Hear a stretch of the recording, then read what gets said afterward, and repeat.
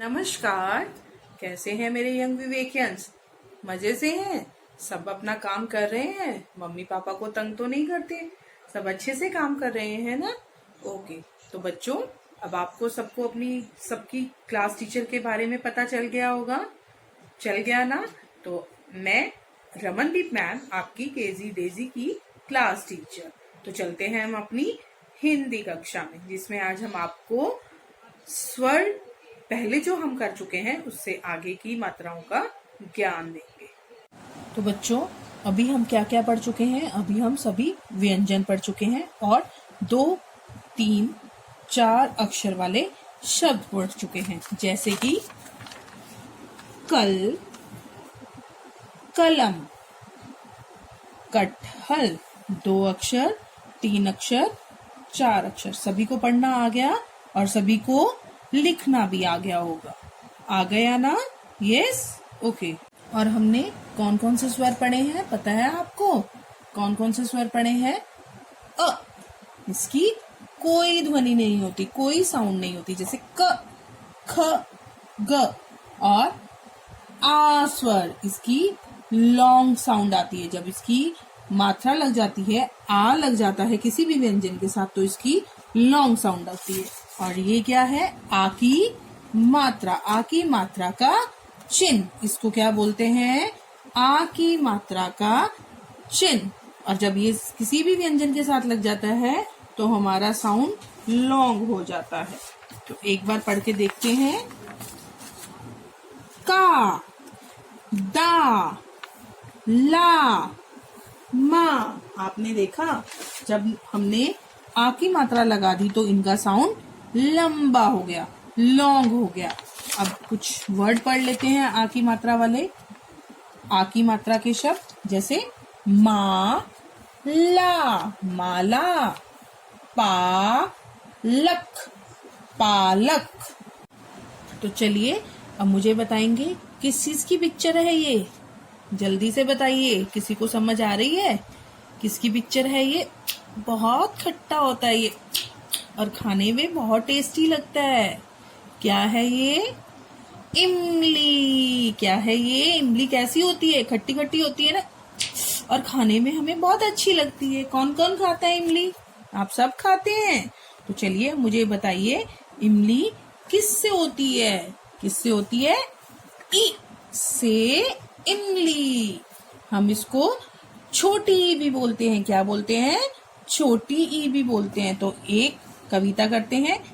ई से बनती इमली रानी, ये है सबकी जानी पहचानी, इसे देखकर सबके मुंह में चुपके से भर जाता पानी। बढ़ता है ना पानी जब हम इसको देखते हैं और खाते हैं। तो अब मुझे ये बताइए, क्या है ये? ई। और इसकी कम साउंड होती है, छोटी साउंड होती है, ई। और बच्चों, आपको ये भी ध्यान रखना है, ई मात्रा का चिन्ह है जो, वो सभी व्यंजनों से पहले लगाया जाता है। कहाँ लगाया जाता है? सभी व्यंजनों से पहले। ई। क्या बोलते हैं इसको? ई। और ये क्या है? ई मात्रा का चिन्ह। क्या है? तो ई देखिए हम लोग कैसे बनाते हैं। ई बनाना बहुत ही इजी है। सबसे पहले एक छोटी सी लाइन और फिर ड डमरू जैसे आपने व्यंजन में बनाया और उसके नीचे उसकी टेल बना देनी है। तो चलिए अब हम ई से शब्द पढ़ेंगे। ई, इडली। ई, इडली।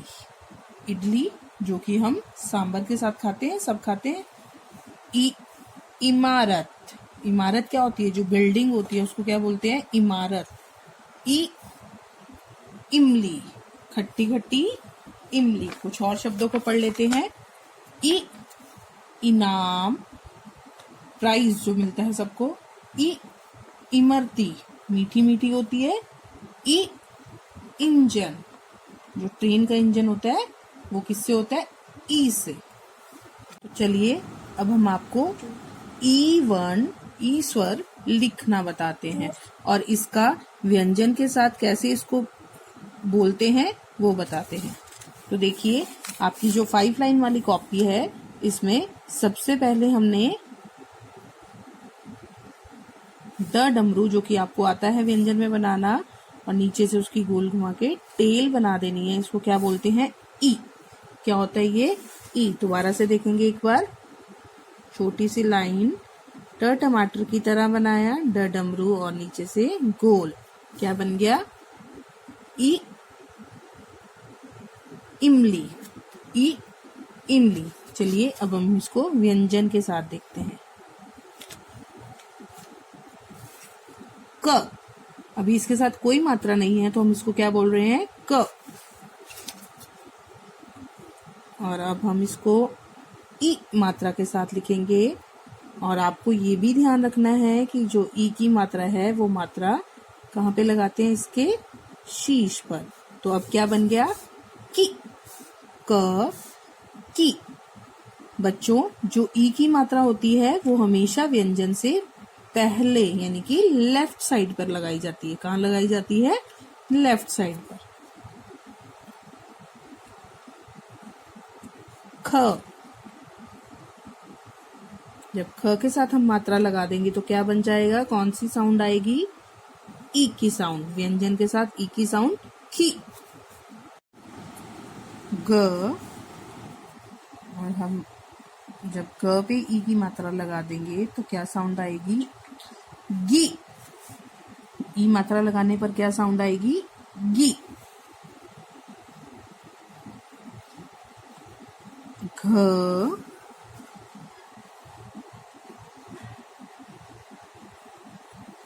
ई मात्रा लगाने पर घी।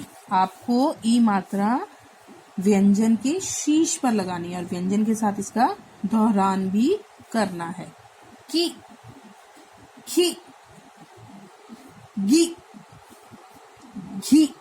शॉर्ट साउंड, कम ध्वनि आती है इसकी जब हम इसको एक छोटी की मात्रा लगाते हैं। हम इसको छोटी की मात्रा भी बोलते हैं। च,